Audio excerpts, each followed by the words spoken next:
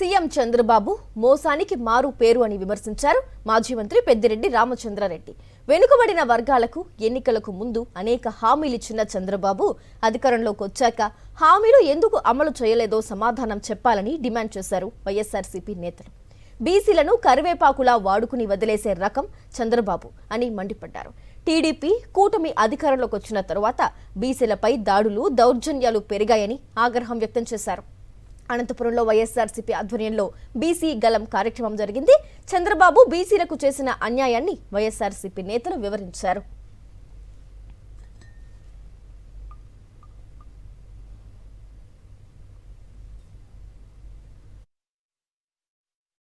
Ward మెంబర్ల మొదలుకొని రాష్ట్ర స్థాయి మంత్రి పదవుల వరకు ఈ దేశ చరిత్రలో ఎక్కడ లేనటువంటి విధంగా బీసీలకు అగ్రతాంబూలం వేసినటువంటి ఏకైక నాయకుడు జగన్మోహన్ రెడ్డి గారు అనేసి సందర్భంగా తెలియజేస్తా ఉన్నాం.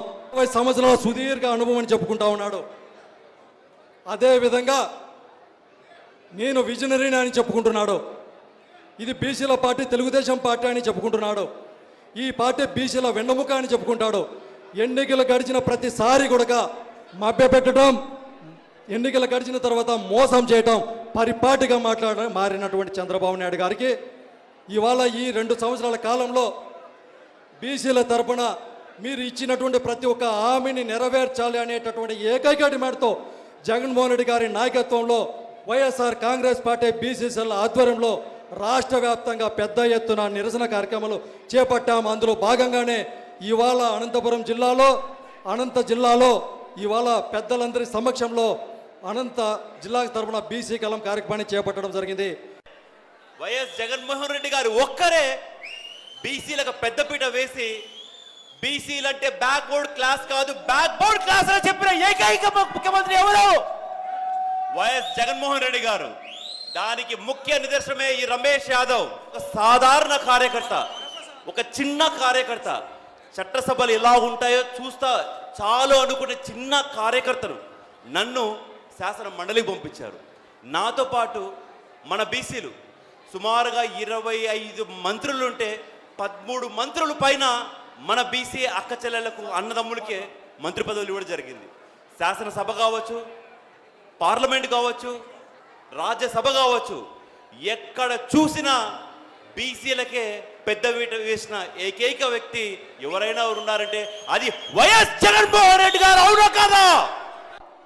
బీసీల నాయకత్వాన్ని పెంచాలి, బీసీలలో నాయకులు తక్కువగా ఉన్నారని పార్లమెంటులో బీసీలకు రిజర్వేషన్ పెట్టాలి అని బిల్లు పెట్టిన ఏకైక పార్టీ ఈ భారతదేశంలో వైఎస్ఆర్ కాంగ్రెస్ పార్టీ. దాని అధినేత వైఎస్ జగన్మోహన్ రెడ్డి గారు. మనం ఒకటి గుర్తు చేసుకుంటే ఈ రాష్ట్ర చరిత్రలోనే ఒకేసారి 8 రాజ్యసభ సీట్లు వస్తాయి. ఆ 8లో కూడా 4 సీట్లను అంటే సగభాగాన్ని తీసి బీసీలకు ఇచ్చిన మహానుభావుడు జగన్మోహన్ రెడ్డి గారు. మంత్రివర్గంలో, పంచాయతీలలో, జడ్పీలో, ఎమ్మెల్యేలలో అన్నింటిలో కూడా సగభాగం ఇచ్చిన వారు జగన్మోహన్ రెడ్డి గారు. చంద్రబాబు నాయుడిని తీసుకుంటే బీసీల పట్ల, బీసీ ఎస్సీల పట్ల ఆయనకు ఎలాంటి భావన ఉంటుందో ఒక్కసారి మనం గుర్తు చేసుకుంటే సాగలి మర్యాదలను ఆయన ఒకసారి మీ తోకలు కత్తరిస్తా అన్న మాటను, అదేవిధంగా బీసీలు జడ్జీలుగా పనికిరారు అన్న మాటను మనకు గుర్తు.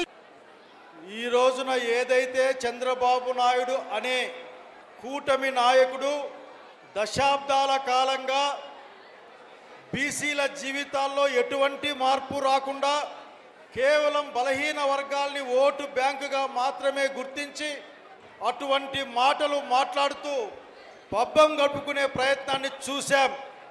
ఈ రోజున డాక్టర్ బాబాసాహెబ్ అంబేద్కర్ యొక్క స్ఫూర్తితో ఈ రాష్ట్రంలో బడుగు బలహీన వర్గాలకి, అట్లాగే దళితులకు, మైనారిటీలకు, అన్ని కులాల్లోని పేదలకు కూడా పనిచేయాలనుకుంటున్న, రాజ్యాంగబద్ధమైన రక్షణ కల్పించాలనుకుంటున్న పార్టీ వైఎస్ఆర్ కాంగ్రెస్ పార్టీ. నాయకుడు మనవాడు జగన్మోహన్ రెడ్డి గారు. జై జగన్.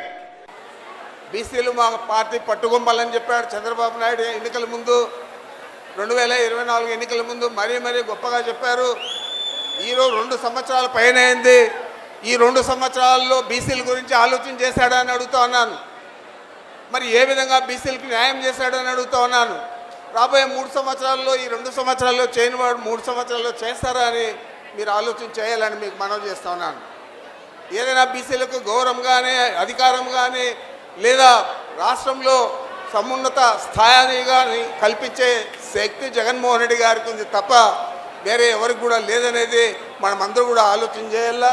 ఇది నిర్విధాంశం అని చెప్పి కూడా మీకు మనవి చేస్తా ఉన్నాను. నేను ఒకటే మీ అందరినీ కోరుకుంటా ఉన్నాను, మనం మీకోసం పాటుపడిన జగన్మోహన్ రెడ్డి గారు తిరిగి మళ్ళా అధికారంలోకి రావాలంటే మీరు బాధ్యతాయుతంగా బీసీలందరూ ఏకతాటి మీద జగన్మోహన్ రెడ్డి గారికి అండగా నిలవాలని చెప్పి నేను మిమ్మల్ని అందరినీ కూడా కోరుకుంటా ఉన్నాను.